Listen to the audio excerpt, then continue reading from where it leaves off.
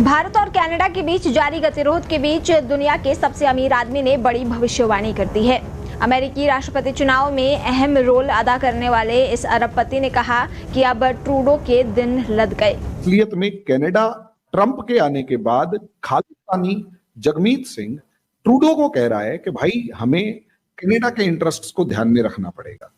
इसकी बातों को समझो तब हमें समझ में आएगा कि इसे दर्द कहां हो रहा है। तो जस्टिन ट्रूडो का जो वक्त है वो काफ़ी ज़्यादा ख़राब हो चुका है। ऐसा कहा जा रहा है कि जब से इंडिया के साथ उनकी प्रॉब्लम शुरू हुई है उनका वक्त लगातार ख़राब होते चला जा रहा है। पहली बात तो ये कि उनके खुद की पार्टी के लोगों ने उन पर से भरोसा हटा लिया। बहुत लोग का ये था कि वो रिज़ाइन कर दे प्राइम मिनिस्टर के पोस्ट से, हालांकि वो एडमेंट रहे, नहीं किए। एक दुनिया has started reacting. Chinese are very nervous, very confused. आप यही ना समझें कि आप पीटीआई वाले इसको खुशियां मना रहे हैं, बाकी दुनिया भी है, वो भी दे आर रिएक्टिंग लाइक। उन्होंने शुक्रवार को सोशल मीडिया प्लेटफॉर्म एक्स पर अनुमान जताया कि ट्रूडो 2025 में होने वाले कनाडाई चुनाव में हारने जा रहे हैं। और खालिस्तानियों की लगभग गर्दन जो है वो जमीन में गाड़ रखी थी कि फालतू बोले तो पिटाई हो जाएगी। आप इससे अंदाजा लगाकर देखिए, इंडिया में 2020 तक कोई खास खालिस्तानी मूवमेंट या शोर शराबा नहीं था, सब चीजें दबी हुई। लेकिन ट्रम्प जो है वो इंडियन प्राइम मिनिस्टर मोदी के करीब है, लेकिन मैंने आपसे कहा ना कि वो क्यों करीब है, वो उनकी कोशिश यही है ना कि ट्रम्प जो है वो तो देखें ताइवान सर्टन हो गया है, बहुत परेशानी की सूरत हाल है। फिर यूरोप के अंदर एक परेशानी की सूरत हाल है क्योंकि ट्रम्प तो वो तो ब्रेन डेड और ये सारे जुमले मैक्रोन ने इस्तेमाल किए थे ना कि भाई ये तो, और ये कहते थे कि हम आपको क्यों डिफेंड करते हैं, आप पैसा बढ़ाएं इसमें, और ये उसके बाद फिर 2016 में उन्होंने एकदम पूरे प्लेटफॉर्म पर खड़े होकर के अकेले कहा था कि I am a friend of Hindu और मैं हिंदू प्रथा और सिविलाइजेशन से बहुत आकर्षित होता हूं और मैं हिंदुओं की बहुत रिस्पेक्ट करता हूं, ये उन्होंने अपनी स्पीच में कहा था। तो नमस्कार दोस्तों, जय हिंद। दुनिया के सबसे ताकतवर इंसान इलॉन मस्क ने कनाडा के प्रधानमंत्री जस्टिन ट्रूडो को झटका दिया है। दरअसल इलॉन मस्क ने जर्मन चांसलर ओलाफ को मूर्ख बताया। उन्होंने जर्मन भाषा में एक पोस्ट किया कि ओलाफ ईस्ट इन नार। इसका मतलब ये होता है कि ओलाफ मूर्ख हैं। इलॉन मस्क के इस पोस्ट के नीचे कई कैनेडियन ने उनसे मदद मांगी और कहा कि कनाडा को ट्रूडो से छुटकारा दिलाने में हमारी मदद करे। जैसे आपने ट्रम्प को जिताया है यूएसए में, वैसे ही हमें ट्रूडो को हराने में मदद करें। इसके जवाब में इलॉन मस्क ने कहा आने वाले इलेक्शन में ट्रूडो हार जाएंगे, उनकी सरकार जाने वाली है। इलॉन मस्क ने कंटाश मारा और कहा कि 20 अक्टूबर 2025 या उससे पहले होने वाले आगामी कनाडाई चुनाव में ट्रूडो चले जाएंगे। इन दिनों ट्रूडो को अपनी ही पार्टी के अंदर विरोध का सामना करना पड़ रहा है। खास बात यह है कि ट्रूडो की सरकार अल्पमत में चल रही है, यानी किसी भी वक्त उनकी सरकार गिर सकती है। चुनाव में ट्रूडो के लिबरल पार्टी का सामना विपक्ष के नेता पियर पॉलिवर की कंजर्वेटिव पार्टी के साथ है। अगर आप अमेरिका और कनाडा के रिलेशंस को देखेंगे, पिछले अप्रोक्सीमेट हम 100 ईयर्स से देखें, जब से अमेरिका कनाडा की लास्ट वॉर हुई और उसके बाद रिलेशंस सेटल होने शुरू हुए, और सेकेंड वर्ल्ड वॉर के बाद जब कनाडा के मतलब अमेरिका ने पूरी दुनिया के ऊपर एक तरीके से अपना डोमिनेंस एस्टेब्लिश किया, तब से कनाडा अमेरिका की बी टीम है। जैसे हमने एक मूवी बचपन में, मैंने अपने बचपन में एक मूवी देखी थी, सलमान खान की थी, जैकी श्रॉफ भी उसमें था और पता है बाकी हीरो वगैरह थे।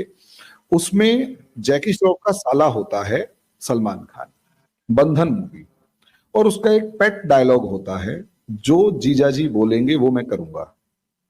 एग्जैक्टली यही सिचुएशन कनाडा की अमेरिका के साथ है कि जो अमेरिका जी बोलेंगे वो हम करेंगे। कनाडा असलियत में अमेरिका का एक बी टीम है। अमेरिका जो काम सीधे सीधे नहीं कर सकता, वो काम दुनिया के अंदर कनाडा करता है। कनाडा असलियत में उन देशों के साथ नॉर्मली अच्छे रिलेशंस नहीं रखता जिनसे अमेरिका अच्छे रिलेशंस रखने तो चाहता है, लेकिन अमेरिका उन कंट्रीज को कुछ ना कुछ सुनाते रहना भी चाहता है या उन्हें कंट्रोल करके रखना चाहता है। रिलेशंस भी अच्छे चाहिए और कंट्रोल करके भी रखना है, तो अमेरिका ने अपना एक प्रॉक्सी कंट्री खड़ा कर दिया। कैसे कि जैसे इंडिया के साथ अगर रिलेशंस को देखें तो अमेरिका चाहता है इंडिया के साथ अमेरिका के रिलेशंस अच्छे रहें, लेकिन साथ में अमेरिका ये भी चाहता है कि इंडिया को वो कंट्रोल करता रहे, इंडिया को किसी ना किसी मामले में सुनाता रहे। ये खेल इस टाइम पर अमेरिका कनाडा मिलकर इंडिया के साथ इस टाइम तक खेलते रहे। मोदी जी ने यहां पर भी बहुत पेशेंस दिखाया और सीधे सीधे कनाडा के साथ अच्छे रिलेशंस बनाने के लिए अगस्त 2015 में, सोचकर देखिए, इंडिया और कनाडा के रिलेशंस इतने खराब रहे हैं कि 1917 से 2015 तक इंडिया और कनाडा की कोई भी बायलैटरल मीटिंग नहीं हुई है, यानी इंडिया और कनाडा का कोई भी प्राइम मिनिस्टर आपस में एक दूसरे से वन ऑन वन मीटिंग नहीं करता। हम मोदी जी 2015 में मोदी जी जो हैं कनाडा गए, वहां जाके बातचीत की। उसके बाद शायद 2018 के अंदर ट्रूडो जो है वो इंडिया आए, ताजमहल वाजमहल घूमा और बातचीत हुई। उसके बाद 2019-20 के अंदर भी आए और उसके बाद अगर हम देखते हैं तो 2019 के बाद इंडिया और कनाडा के रिलेशंस दोबारा से खराब होते चले गए। क्यों? क्योंकि हमें ये समझना पड़ेगा कि असलियत में कनाडा ट्रंप के आने के बाद खालिस्तानी जगमीत सिंह ट्रूडो को कह रहा है कि भाई हमें कनाडा के इंटरेस्ट्स को ध्यान में रखना पड़ेगा। इसकी बातों को समझो तब हमें समझ में आएगा कि इसे दर्द कहां हो रहा है। अब यही एक रीजन था कि अगर आप देखेंगे जब तक ट्रंप 2020 तक रहे, ये ध्यान दीजिएगा, 2020 तक जब तक ट्रंप रहे तब तक इंडिया के अंदर खालिस्तान जो है वो अपना सर नहीं उठा पाया। क्योंकि ट्रूडो भले ही कुछ भी था, अमेरिका ने उसको 4 बातें सुना देनी होती थी, उसको समझा देना होता था और रोक लगा देता था कि भाई तुम कनाडा के अंदर खालिस्तान को बहुत ज्यादा सपोर्ट नहीं करोगे। और यही रीजन है 2020 के अंदर रेफरेंडम की जो बात की जा रही थी खालिस्तानियों की कि खालिस्तान रेफरेंडम करेगा और बात करेगा, देखेंगे कि खालिस्तान बनाना है या नहीं बनाना। वो रेफरेंडम तक नहीं हो पाया क्योंकि ट्रंप जो है अमेरिका में बैठा हुआ था और अमेरिका ने कनाडा की खिंचाई कर रखी थी और खालिस्तानियों की लगभग गर्दन जो है वो जमीन में गाड़ रखी थी कि फालतू बोले तो पिटाई हो जाएगी। आप इससे अंदाजा लगाकर देखिए, इंडिया में 2020 तक कोई खास खालिस्तानी मूवमेंट या शोर शराबा नहीं था, सब चीजें दबी हुई। लेकिन जैसे ही 2021 के अंदर बाइडन आता है, बाइडन का असर हमारे इंडिया के ऊपर दिखाई देता है कि 20 तारीख को बाइडन ऑफिस ज्वाइन करता है और 26 जनवरी को लाल किले के ऊपर खालिस्तानियों ने अपना झंडा फहरा दिया था। ट्रंप आ गया है। ट्रंप आने के बाद कनाडा को अपनी economic policy, foreign policy, trade policy, taxation, इन पे ध्यान देना पड़ेगा ताकि हम ट्रंप से अपना मतलब ताकि हमारे कैनेडियन इश्यूज को हार्म ना पहुंचे, हैम्पर ना हो, प्रॉब्लम क्रिएट ना हो। इसलिए मैं ट्रूडो से कहना चाहूंगा कि ट्रंप से डील ढंग से करे। वो साफ नहीं कह सकता ना कि खालिस्तान को बचाओ, तो उसने क्या कहा, ट्रंप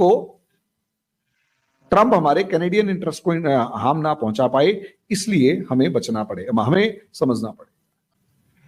ये खेल ये वाला है और ये जो डर है कि ट्रंप आके खालिस्तान की गर्दन जो है वो रेत में दबा देगा या यूं कहेगा इन्हें बिल में घुसना पड़ जाएगा ट्रंप के आते ही, तो अब वो डर सता रहा है। काश पटेल जो है he also referred about the Ayodhya मंदिर के बारे में भी उन्होंने अल्फाज बोले थे विच नॉर्मली अमेरिका के अंदर जो है वो लोग नहीं बोलते। तो इट मींस कि ही रेगुलरली लुक्स इंडिया और बड़ा रेगुलरली देखता है और उन्होंने इंडिया के ये जो राम टेम्पल के हवाले से ये जो उस वक्त एक सेरेमनी हुई और सारा कुछ हुआ उसके ऊपर उन्होंने कमेंट किया और उन्होंने कहा कि हिस्ट्री को ये भूल गए थे, लेकिन अब ये उन्होंने इसको प्रेज किया था। तो इट मींस के he is a practicing Hindu, that's why he talked। और दूसरा पॉइंट उसमें ये है कि अब जब सारा दिन आपको अमेरिकन पूछते हैं कि what is Patel, what is Patil, what is Patel, so when you explain at least 10 times a day to somebody what is Patel means and where that name comes from, Vivek Ramaswamy जब दिन में 10 दफा अमेरिकन्स को बताना पड़े कि this is Vivek, what is Vivek and what is Ramaswamy, तो ultimately you develop the feelings for that। and दूसरा, आपके घरों के अंदर आपकी माएँ हैं, बहनें हैं, आपके रिलेटिव्स हैं, आपकी शादियां हैं, दूसरे इवेंट्स हैं, जब आप उनको करते हैं तो इस तरह तो नहीं हो सकता ना कि आप अपने हेरिटेज को कंप्लीटली अबैंडन कर दें। हाँ, आप कोशिश जरूर करते हैं उस चीज को बैलेंस करने की, इसमें कोई शक नहीं।